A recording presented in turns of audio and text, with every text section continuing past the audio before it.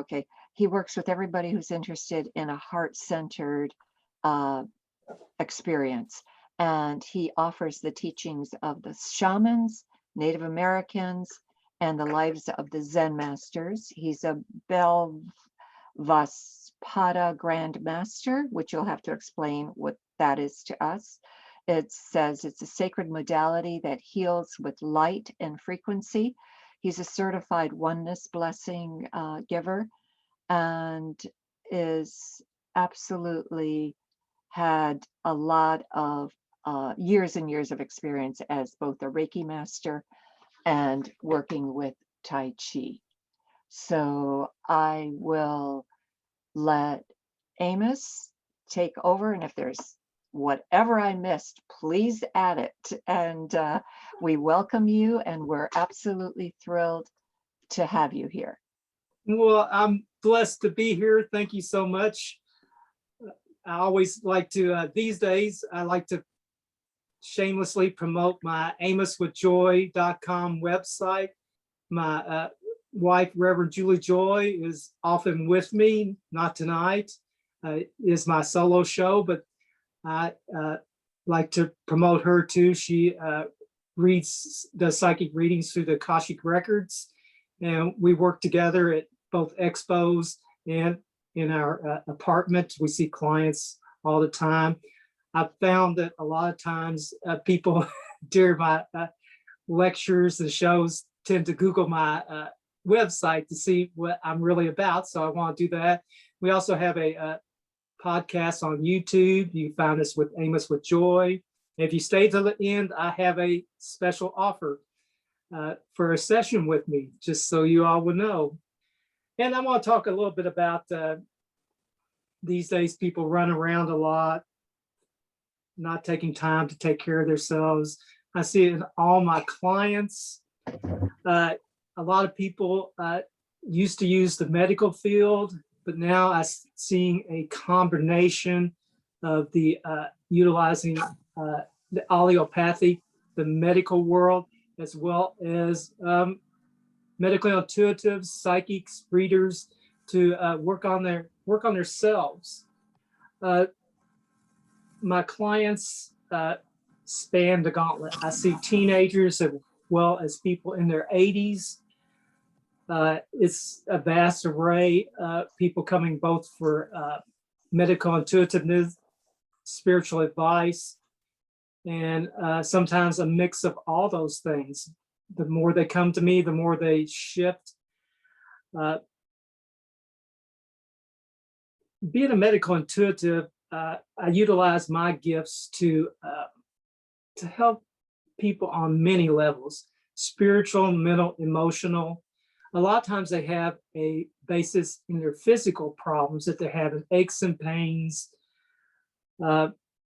And I really look deep within their consciousness to find where that sickness is. And people are really utilizing a combination of medicine, intuitiveness in order to seek optimum health. We have learned, just like in the title of my speech, that the body has a miraculous ability to heal itself. I was taught by that by many teachers. I wasn't quite for sure about that when I first started on my path. It teaches you, medical intuitiveness, it teaches you to use your own innate ability to heal yourself. I don't consider myself, I have some gifts, but we all have gifts if we just take the time to open them up and look within ourselves, spend some time, whether it's walking in nature or just looking inside ourselves. I do teach meditation, but anything could be meditation. If you really read about, sweeping the house, washing your face, even taking a shower in the morning can be a meditation for you. If you look inside yourself, you can heal yourself. And that's the biggest thing about my presentation today, is that the body has a miraculous ability to heal itself. As a medical intuitive and a psychic reader, we're often unrecognized in modern society. People don't realize just the power in ourselves. We don't always look at that we're able to step forward into ourselves. We use fear holds us back. Within many indigenous cultures, the role of the shaman, medicine man, or woman was highly regarded in ancient times. And you can learn to cultivate these same skills within you. There's always special trainings and stuff, but for me, it's about taking control of your own health and empowerment through developing your own skills and tools in order to prevent this disease through a different mindset, improving your overall well-being. It's about taking the mystery and fear out of illness and the feeling of helplessness. So what brought me down to this path to be an interfaith minister, medical intuitive, spiritual life coach, and holistic healer? I come from several generations of doctors. My grandfather was an old country doctor. My mom's first cousin, who was friends with my grandfather, was a doctor. My great uncle was a doctor. Not that that makes me a doctor, but they had healings within them. They had a calling to and a passion to heal people, to work with people. My grandfather graduated from medical school in 1909. And he didn't have many tools in his toolbox at that time. He was actually, during those times, he was also trained as a pharmacist, or I call it an herbalist, because the things he used to make his medicines at the time were more on the level of herbal type medicines that he would order the different chemicals and herbs online and make his own medicines. Very fascinating. I've heard a lot of stories about him. He was a very passionate man on many levels. He rode horseback to people. There's many stories about his passion. My dad remembers him coming home in an ice storm and being asleep on the horse with icicles hanging down off his hat, his raincoat, and just being asleep in the saddle. My grandmother hung pans out the back of the door along the railing, and the horse would hit those and make the noise. My grandfather would be asleep in the saddle. He worked night and day. I tell this because I'm very passionate about what I do working with my clients. And I think those are things we need to remember, that back in those days, it wasn't all the pharmaceutical industry. That didn't really come into the 1930s or 40s. My grandfather didn't really have much in his toolbox other than the doctors here. And he was a big smoker. And so he would come, he would tell stories. I was like 7 when he passed. I've heard a lot of stories about him. He would come in, take their blood pressure. It would be sky high. And he would sit and smoke a cigarette and ask them about how the tobacco was doing, how the corn was doing. And his philosophy was that, at the excitement of the doctor being there would calm down. And then they would be much healed. I really, in my system of thought, it was more faith in the doctor on what they did in those days to just heal people by the morphic field of the doctor coming. And as medical intuitive, many times it takes some faith. There's some energy work involved. I've learned many modalities, but there's faith in the healing, because my grandfather really didn't have, like I said, much in his toolbox. He just had his doctor's degree. And it was always fascinating to me as a child. I fell and broke my arm, and he fixed that. and he was so careful, and then he jerked it back in place. I always remember that. I was like 4 years old, and it was a very intense experience for me. And he just patted my arm and told me, "You'll be all right." As a child growing up, I was very intuitive, talked a lot from a very young age. I saw angels. I saw energy. And I told my parents that. I grew up in a very conservative family, Baptist. My grandfather wasn't as conservative as my parents. And, you know, having a son that would talk about all those things.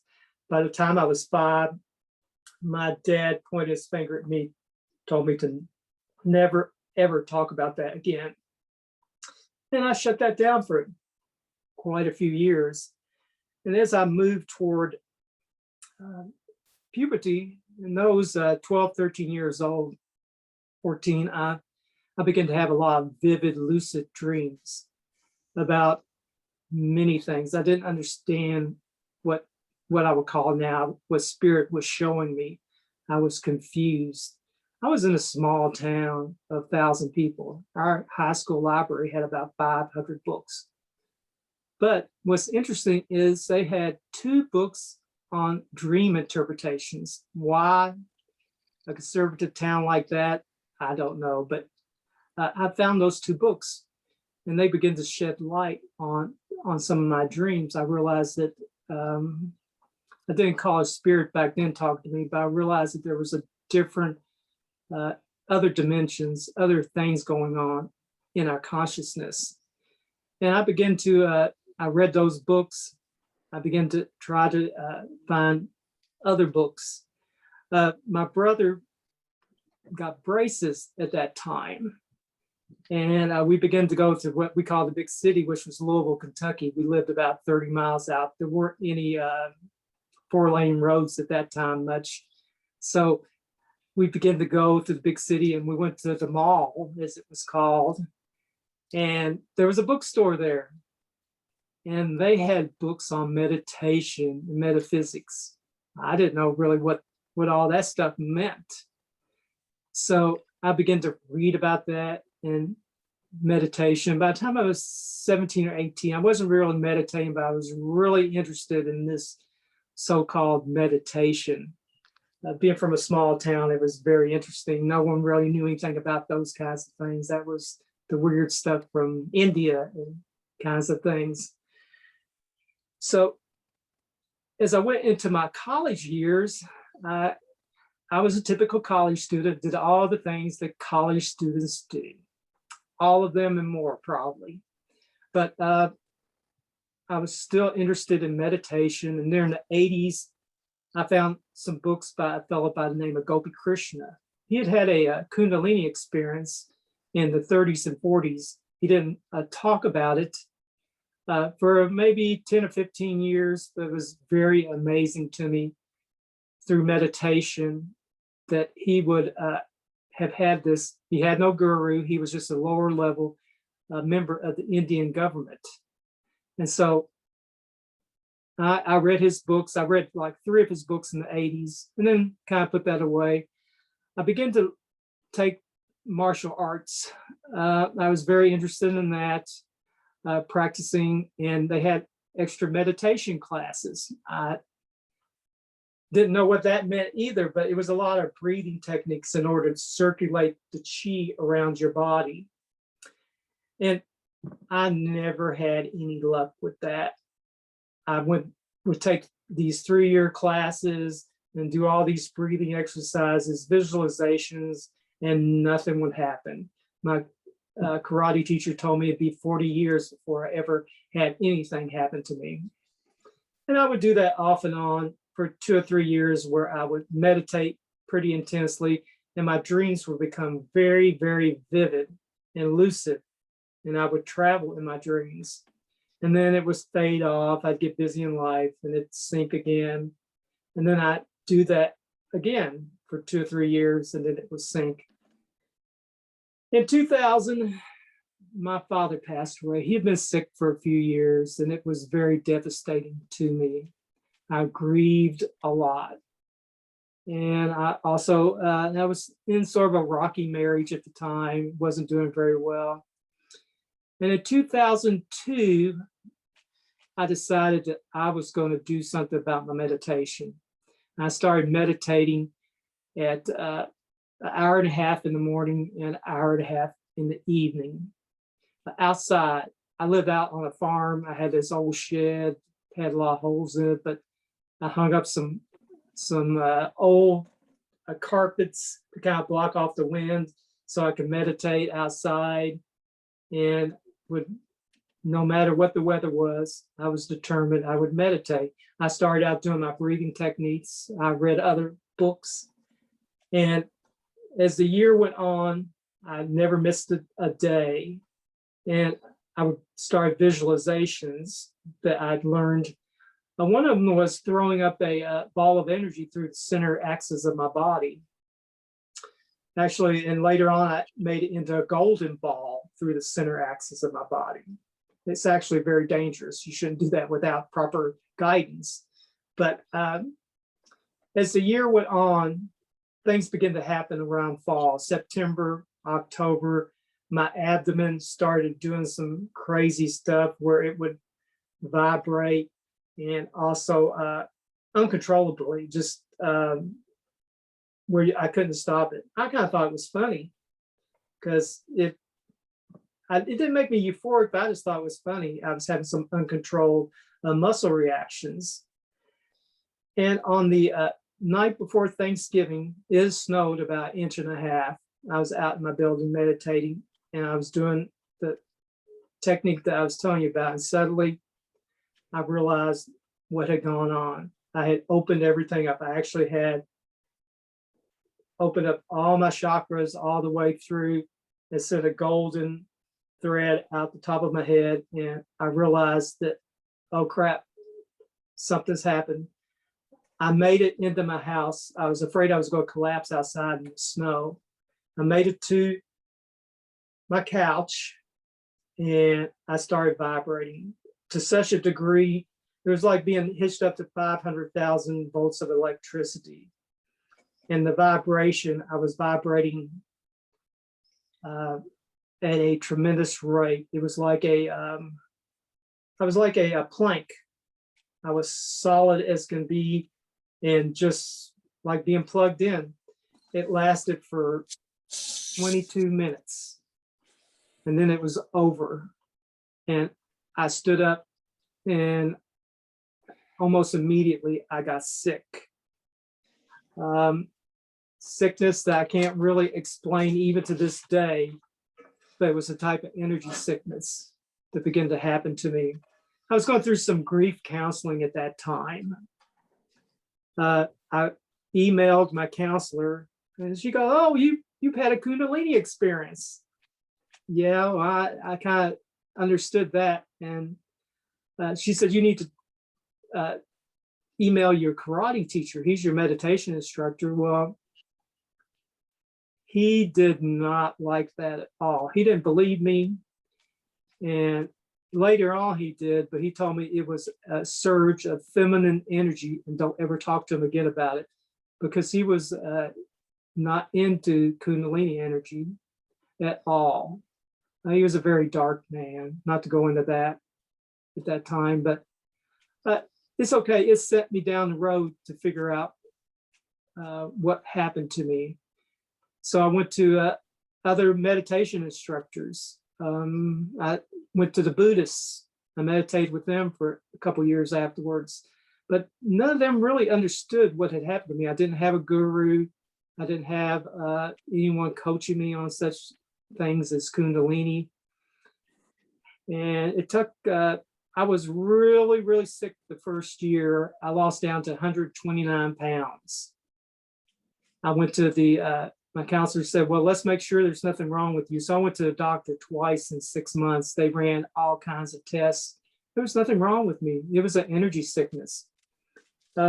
Later on, one of my spiritual teachers told me I was absorbing all the energy in the northern hemisphere. Perhaps I was.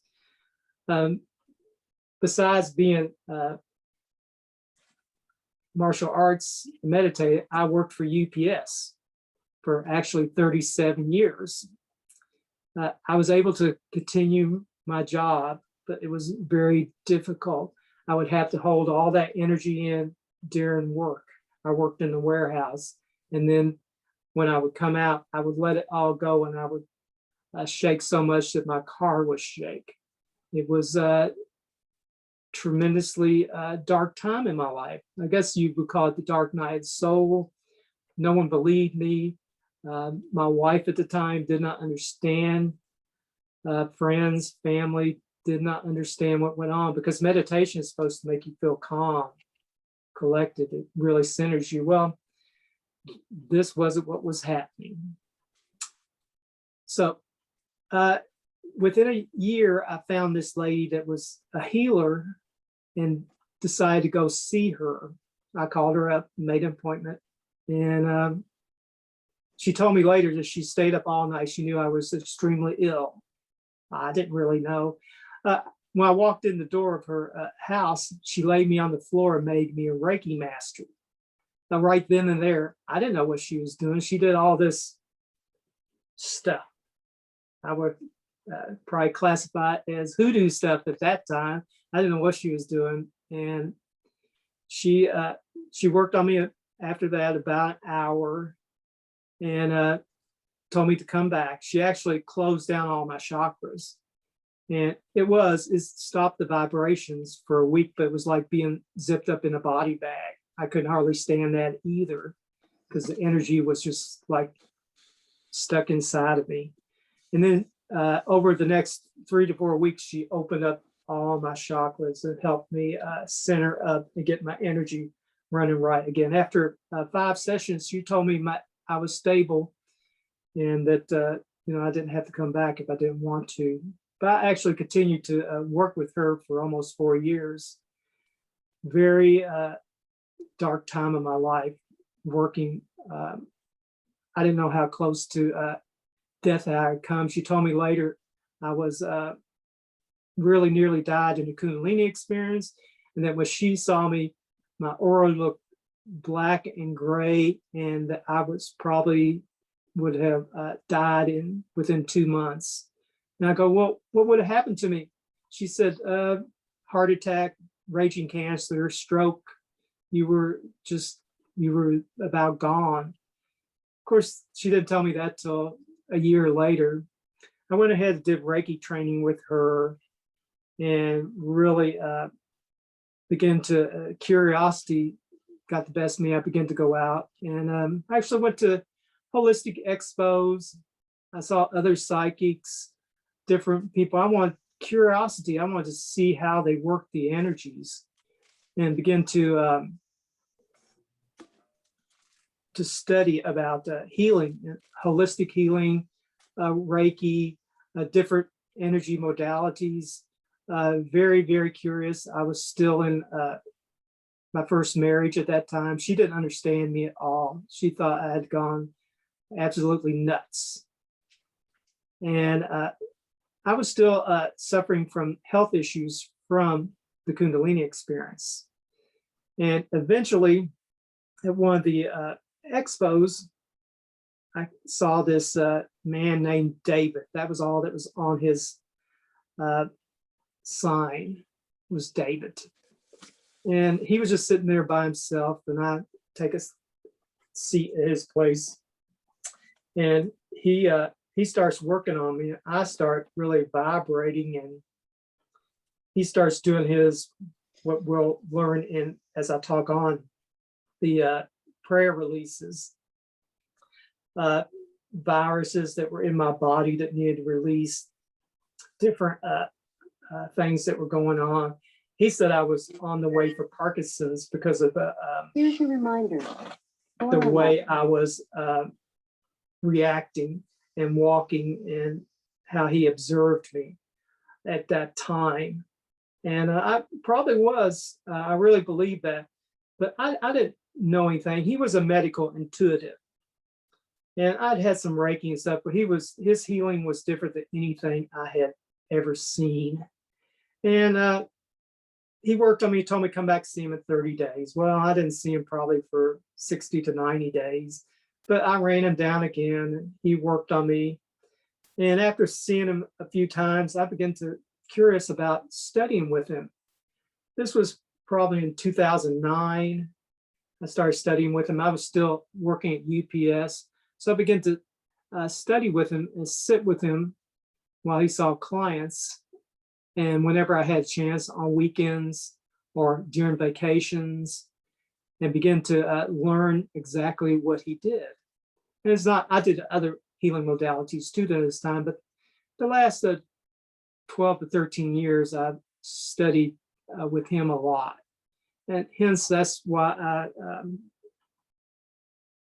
am considered a medical intuitive. Medical intuitives are, each person's different. I've studied with both this fellow called David and a guy named Jesse. They both have very different techniques on how they work with people. David's very physical and working.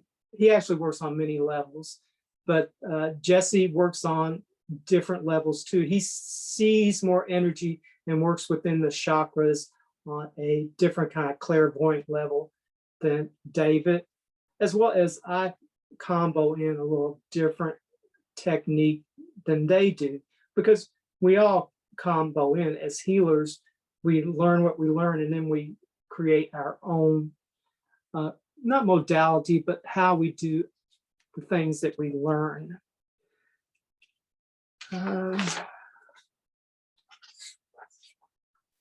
David learned his healing modalities through the Amish, which is very interesting. He learned from a fellow named Solomon Whickey. Solomon was Amish. With the Amish, they when they're 4 years old, the Amish are given a job, and his job was to take care of the animals.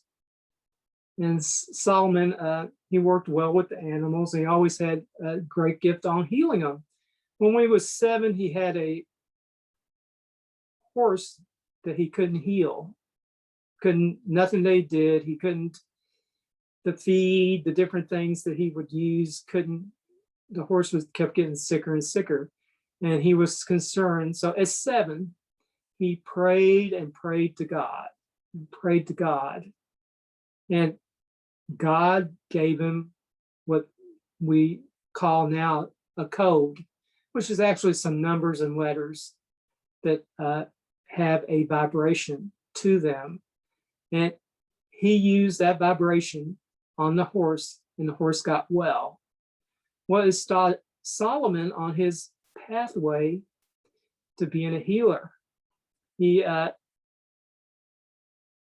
did pray and get some more codes as a child, but as he got older, he began to be curious about we don't always think about Amish traveling around. Well, he traveled around and actually studied with different healers and learned about herbal healings and iridology, which is looking in your eyes and seeing the different marks and things in your eyes, which relate to your organs and how you, your health, which is a longer story than we have time to tell today.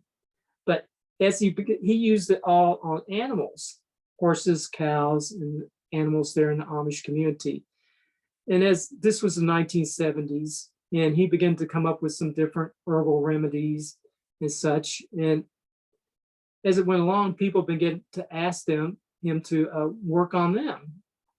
And Solomon eventually became very well known, especially actually people came from all over the world for him to work on them. But he was well known in the Indiana, Ohio, Kentucky area, Tennessee. People came around. He mostly lived in Indiana, but they came from all over to visit him. He lived like an Amish person, no electricity, very humble out in the country, but people would flock to him to the point where he had to limit the number of people coming to see him to just 3 days a week because so many came to see him. And I tell you all these stories because this is how I became a medical intuitive and began to learn these things that I do today. I began to work with David, who had learned from Solomon. And Solomon tended to, his method of work, because he had so many people, he would fix one thing. If you said your knee was bad, he fixed your knee. If you had headaches, he fixed your headaches. Because he saw so many people, that was how he worked. David, in his change of it, I use something called David's List, where I go through your whole body, like your brain, your heart, the left and right ventricle. I go through the body, asking questions through muscle testing and other methods and intuitiveness to work within your body. And through that, I also use these things we call prayer releases. Prayer releases are, in some ways, there's a healing modality called body talk. I just use that because I'm talking to your body. There's a book called Messages from Your Body. It's out of print. Your body's always talking to you. And as a healer, it talks to me. As a holistic healer, when I'm working with you one-on-one, your body talks to me. I utilize Solomon and Davis techniques to work with you. My muscle testing, I test by touching your knees and asking you questions.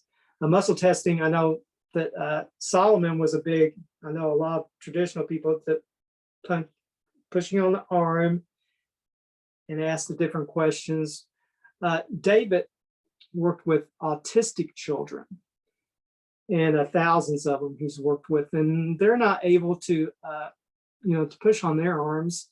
So he pioneered asking the questions by pressing their knees and asking the questions, which is very intense. For me, muscle testing, I utilize it, but also very intuitive.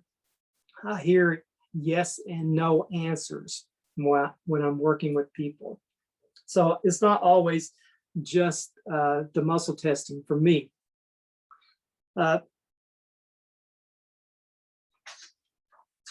Let's say when you're with me, not on Zoom, it's a little different, but it's the same thing. I really observe you when you come in the room, how you're walking, how you hold yourself, how you talk, the sound of your voice, your skin color, what complaints do you have? When I ask you, well, what kind of problem you're having? Well, neck pain, different things, stomach problems, different things can mean a lot of things. I look at your fingernails, I look in your eyes. Solomon would look at your eyes for maybe 15 or 20 minutes. From working with David, I look at it for a minute or two because you can see the overarching problems that are going on rather than trying to overanalyze every little mark. Because iridology is very deep subject, and you can spend an hour looking at someone's eyes. There's many iridologists out there. I'm not criticizing. Some of them in the field tend to prescribe a lot of herbs. It's a money-making thing. People that are wanting to be cured, Solomon always called it the shotgun effect. If you throw the shotgun at it, $600 or $700 worth of herbs, you're bound to, one of those herbs is bound to do it. I also, I take a very conservative approach to the herbals. I do something called imprinting, which I imprint the vibrations of the herbs in your body in order to heal you. I ask if you accept that. And if you don't, sometimes I ask, do you need a supplement in order to for your body to accept it. Sometimes you need to take some for a short time. But usually, most of what I do, people don't have to stay on the herbs forever. It's not like pharmaceuticals. A lot of times clients come to me, they're looking to vary their pharmaceutical drugs. Many times people are in a rough shape by the time I see them as a medical intuitive, and they're wanting to change their lifestyles. 7, 8, 10 pharmaceuticals, and a lot of times those are interacting and causing many of their problems. I'm not a doctor, but I can encourage both you people listening and my clients to educate yourself. Look at the side effects of these pharmaceuticals. Herbals can, they don't work as fast, but they do work as well and are a lot easier on the body. Some people need their pharmaceuticals, but others are looking into other pathways for more natural healing, which is what I work with. And that's, I do sometimes work with crystals, not as much as I used to. Early on, I tend to work with the energies. I work very much differently than Reiki. And I'm a Reiki master, but I work more with your, what I call your divine presence, your energies. It's more of a triangle effect. I'm working with you. Now I do what we call prayer releases on both your organs and body. I do touch, but not when I'm on Zoom. You, just like any healing modality, you can be anywhere in the world and people feel the energy when I work with them. Like I said, I've studied Native American healing, shamanism, all the different things that Alice talked about. Oneness blessing giver, access consciousness, matrix energetics. My wife and I have studied all over the country, but my central thing is my medical intuitivism that I do very often. I do some readings sometimes, spiritual counseling. I mean, I pull cards for people sometimes to ask or request that. But I use all my tools in my tool chest when needed. But I release the energies on mental, spiritual, emotional, because so much happens on the physical level. And you see that by the aches and pains people have. Doctors tend to, they don't know what's going on. Sometimes it's some very interesting things that you learn through just practicing over and over again. We don't talk a lot these days about parasites and different things that go on in the body, different bacteria that there's herbal things for everything. Doctors tend to put a label on you. They have to for the insurance to pay you. So arthritis. Well, arthritis is inflammation. Well, there's some things to help that. A lot of times there's a nutrient deficiency or something you can take for to help with the inflammation. A lot of times it's very hereditary, and I work on that. I activate the DNA strands and those kinds of things.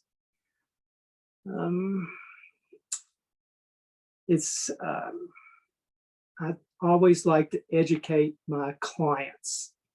And I encourage them to look into whether they're taking stuff or even what I recommend to educate yourself and become, it's your body. As I said at the very beginning in all this, we have a miraculous ability to heal ourselves. Educate yourself. There's a lot out there these days with the internet, and you can find out a lot. I like to share. Always one of the number one things that I work with every person. I don't tell this, but I've released aluminum in the body. That's one of the number one things that I find. If you take the time to research aluminum in your diet and see all the products, not just baked goods, but cookware, how much aluminum's in your diet, it contributes to many illnesses. We're only just beginning to see it. I know there's some studies now on Alzheimer's and stuff on aluminum, but it's very much, it's not just, I know some of the reports talk about the vaccines, aluminum in vaccines and the different things. Yes, there's in there, but it's a lot more than that. It's in our diet, in the products that we're being fed, in baking soda, in all types of baked goods. You really should take time to look at pesticides, chemicals. This is my philosophy and system of thought. So you can take this however you want it. I believe it's chemicals. It's not as much gluten intolerance as chemicals in the breads and different glutens. If you really look into it, and this is only my, for my working with clients, I see this, that they can, many clients can go back to eating gluten after they work with me because I release those things inside of them. But I do really believe that it's the chemicals. We also see a lot of Parkinson's, and I do travel around the country, but I especially see a lot of Parkinson's in the Indiana, Ohio region, which seems to indicate the system of thought I've been trained in is the chemicals that they're spraying on the crops and being exposed to. We find it in farmers and other employees that are around that. I just know it's what I see in clients. So it's not a scientific study, and I'm not a doctor, but it's what I see working with clients. On that note, as I told you, I work with people sitting in a chair in front of me. I used to, when I began, I was a Reiki master. I worked with people. I would shoot as much energy through them. Having had a kundalini experience, I could channel a lot of energy and blow them off the table. Well, they would still come back with me and not, they would be better on some levels, but not have the kind of change that I wanted. That's why I work with the Amish healers. What I do, it works. And that's why I do what I do as a medical intuitive. People ask me about diets. I'm not a big diet and cleanse kind of person. That's your call. You, whatever you resonate with on those kinds of things. Of course, it's always Solomon Whickey. He always recommended a very organic and whole food diet. He wasn't. He didn't believe in eliminating milk and cheese and meats and stuff. He was more organic, eat whole foods, not skim milk, not all these other artificial flavorings, just eat whole foods. And I can see that. I mean, some people, their constitutions may need to change their diets, but I do believe in organic and more whole foods than often trying to diet your way out of stuff. So, does anyone have any questions?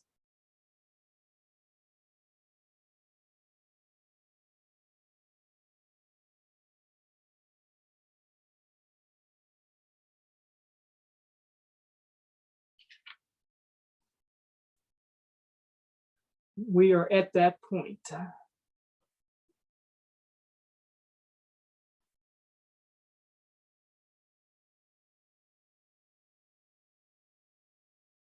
Let's see. I hope we're still on. Let's see what we got here. Alice, are you there? Yes, no, we're absolutely on. Oh, hi. Yeah, you don't have to worry. Okay. It got all quiet, so I didn't know. Yeah.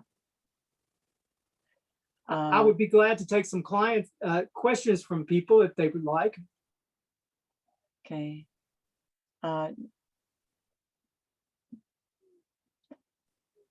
Sometimes, Amos, I have found that if I just call on people, that I would bring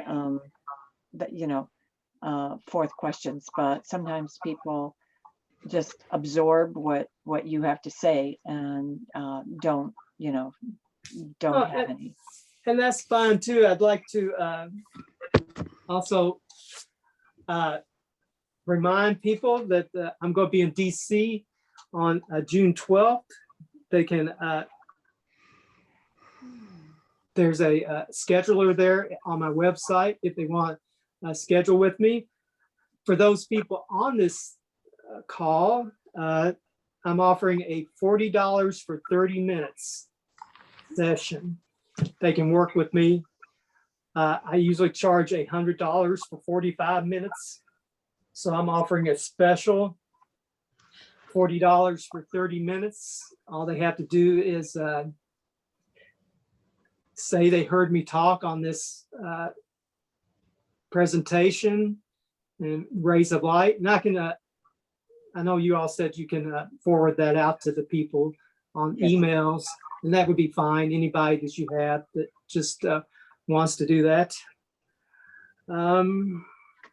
Yeah, Emily is my webmaster, and she will she can send that out and attach that to the presentation. Okay, and let's see. And I would like them to at least June 30th, before June 30th, do that. So I want to put a limit on it. I don't want them to say next year that they heard me talk. But yeah, it's I feel like it's a good deal. I've really enjoyed talking to people. If they have any questions, they can also reach out to me through text, email. I'm always glad to answer questions and work with clients.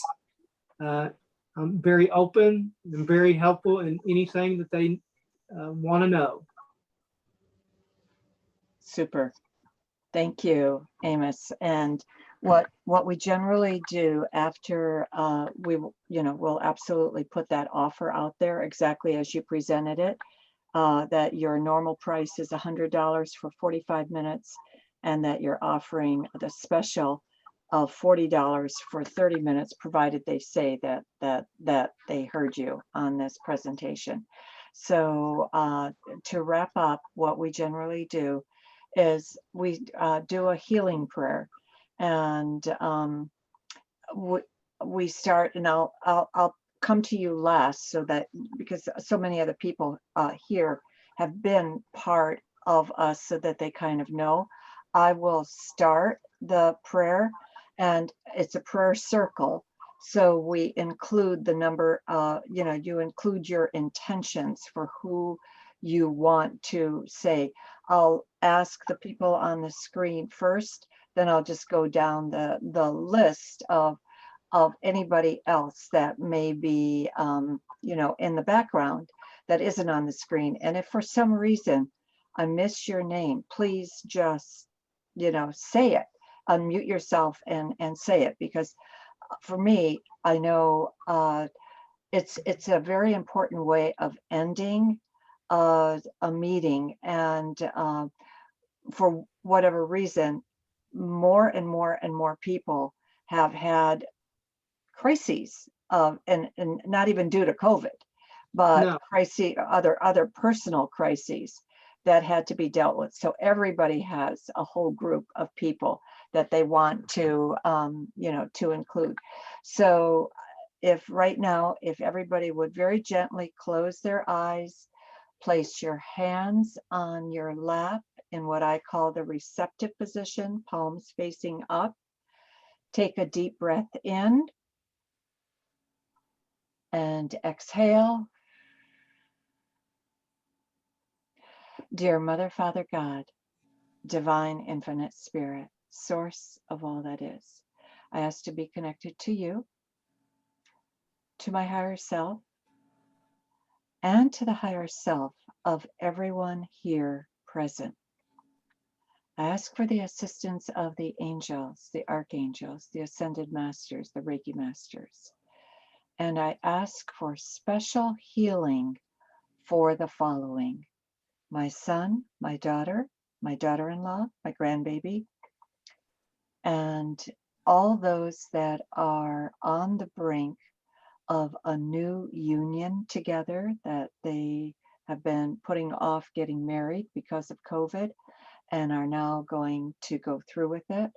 All those in the political process, especially some of the insanity that is being witnessed out there, and all those in refugee camps that who may have been there for even up to 20 years and are suffering because they don't have a home, a decent home where they're at, but they can't go back to their own territories.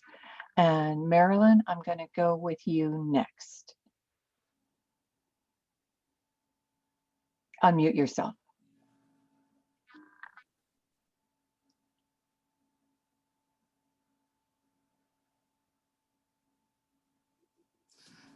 How about if I go until she figures Until that she out? figures it out. Very good, Jane. Thank you. Okay, Marilyn, at the bottom of your screen, go all the way to your left, and you'll see a mute. Oh.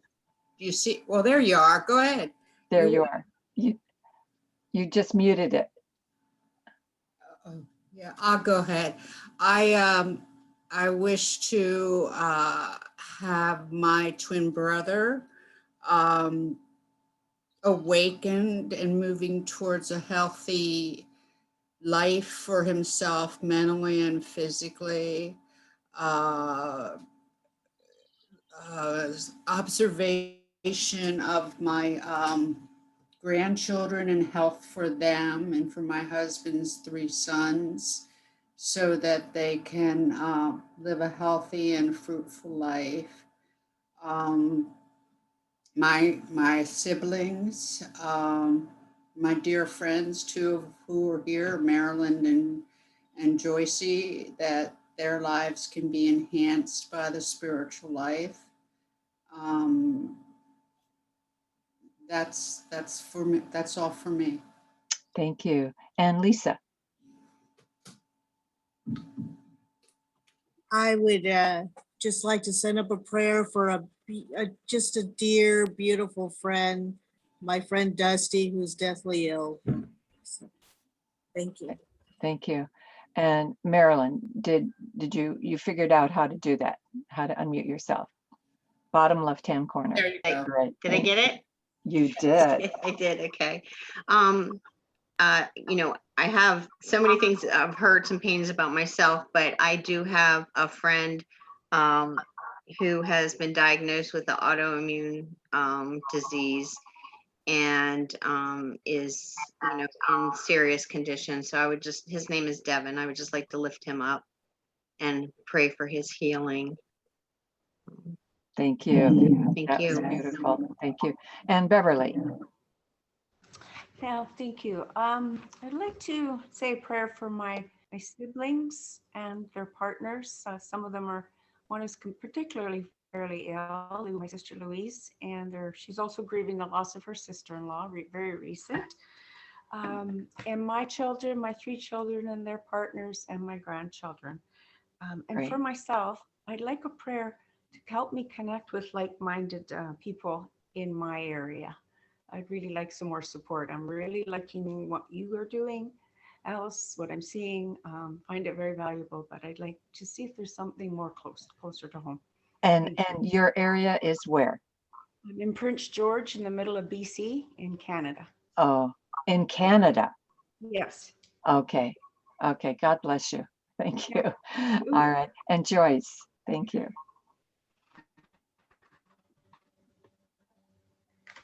I want to put up my husband, my sister Janice, all my family members, my friends,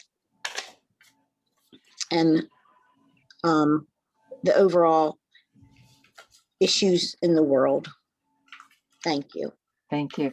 And Barb said her microphone isn't working. So she said Molly and Damien, the loggerhead turtles at the center, Alan, Jenny, Jack, Ronnie, and the beaches.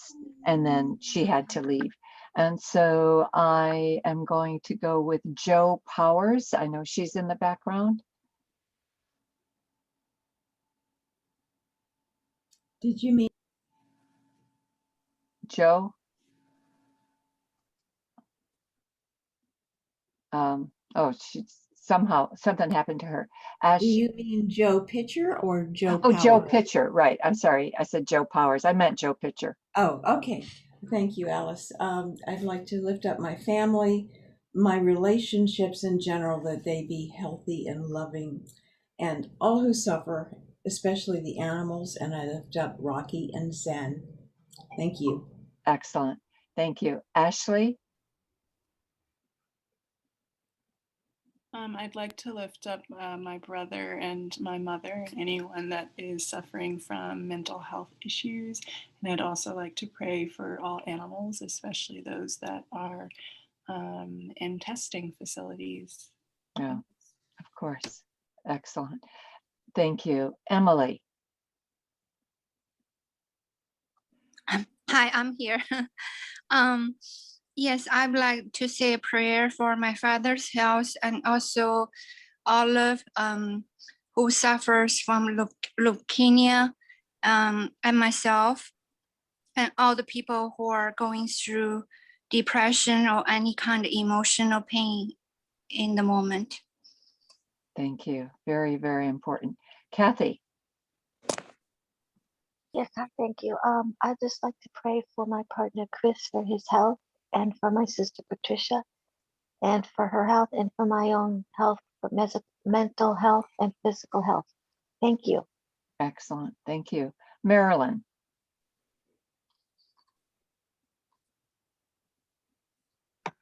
I already went, remember? Oh, that's right. That's right. Okay. Okay. No problem. Naz? I'd like to pray for healing for my husband, John, and myself as well, and strength for us both. Thank you. And Susan? Hi, thank you. I'd like to pray for my boyfriend, Rob, my father, Bill, my brother, Bill, and his wife, Beth, and my emotional and spiritual and physical health as well. Thank you so much. Excellent. And we'll finish up with Amos. I like prayers for my brother-in-law who has lymphoma, my sister-in-law just recently diagnosed with a mass in her abdomen, and my wife, as she needs prayers for all these things. Such a blessing. Thank you. Okay. And we ask for the assistance of the angels, the archangels, the ascended masters, the Reiki masters, but most especially Master Jesus, Master Buddha, Master Katumi, Saint Francis, Saint Germain, Saint Gabriel, Saint Raphael, Saint Michael, the Blessed Mother, the Divine Feminine, Mary Magdalene, Moses, Metatron, Melchizedek, Mohammed, and Kuan Yin. We ask that we all be cleared, centered, aligned, balanced, and grounded, and that whatever come in for us in the rest of the day, the rest of the week, the rest of the month, the rest of our life, be for our highest good. We ask all of this in the name of Jesus the Christ and in the name of I Am. Namaste. Thank you. And I would like to thank Amos again for his presentation. And because truly, I absolutely believes the main premise of his work, which is that your body has a miraculous way of healing itself. It is a miraculous instrument. And and sometimes I know when I get so frustrated over something going wrong, I just say, I'm not interested. I don't want that. I'm just not interested. And sometimes it goes away. You know, not always, but sometimes it does go away. So I absolutely believe in you know, in everything that a medical intuitive, you know, brings forward. And next week we will have I think it's Bill Reddy. Does 300 times last year. It's in No. their way out, therefore it's white supremacy. Oh, okay. I'm not exactly, I thought it was Bill Reddy, who is coming next week, the acupuncturist. But I could be wrong on that because I went looking for the list and all of a sudden my computer must have eaten it because I couldn't find it. I knew it was just sent to us and yet I couldn't find it. You know, so anyway, but I thank you for joining us and we will see you hopefully next week. And if you can afford it to give contributions, that would be great. And we will, like I said, we will have Amos's contact information on the Rays of Healing website so that if Thank you so much. you know, if you want to reach that him, you know, it'll be there and everything. And everybody stay healthy, stay happy, and God bless you all. Blessings. Thank you, Alice. Blessings to Thank you, everybody. Alice. Bye-bye. Thank you. Bye-bye.